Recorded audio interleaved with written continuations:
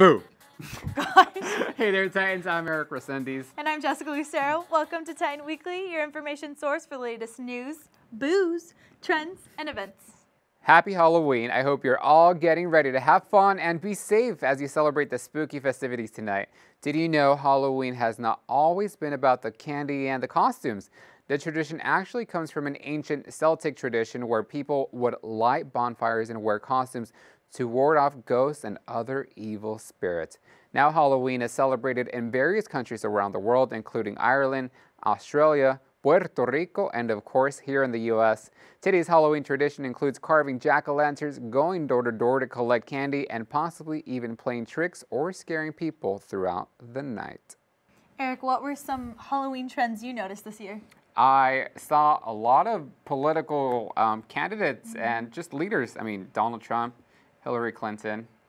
You know who else? There was a lot of Harley Quinn and Eleven from Stranger Things, but do you get scared pretty easily?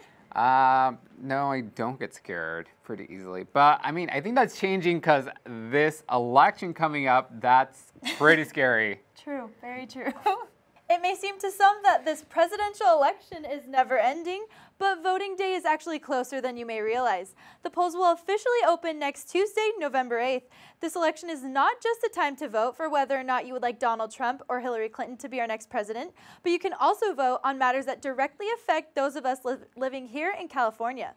This November election will include 17 ballot measures for California residents. Some of these measures include legalizing marijuana, repealing or altering the death penalty, and raising or lowering the tax on tobacco. You can learn more about these and the other ballot measures at ballotpedia.org/California. This past weekend, the Cal State Fullerton community got a chance to give back and receive a taste of what the military lifestyle is like at the 4th annual Ruck-a-thon put on by CSUF's ROTC program. People who participated in the fundraising event had the choice to run or walk a 10K course while carrying a 35-pound rucksack on their shoulders.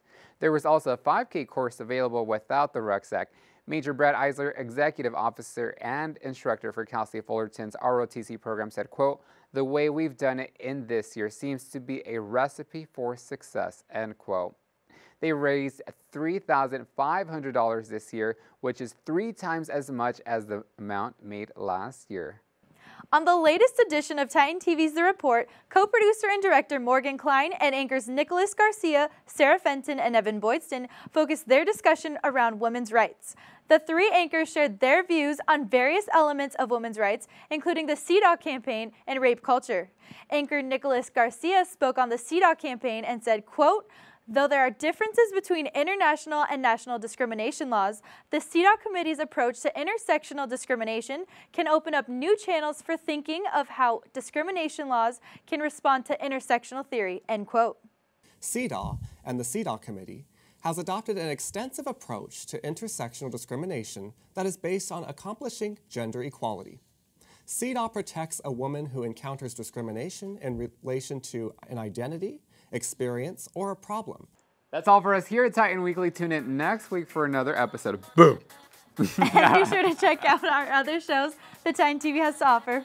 I'm Eric Resendiz. And I'm Jessica Lucero. See you next week, Titans.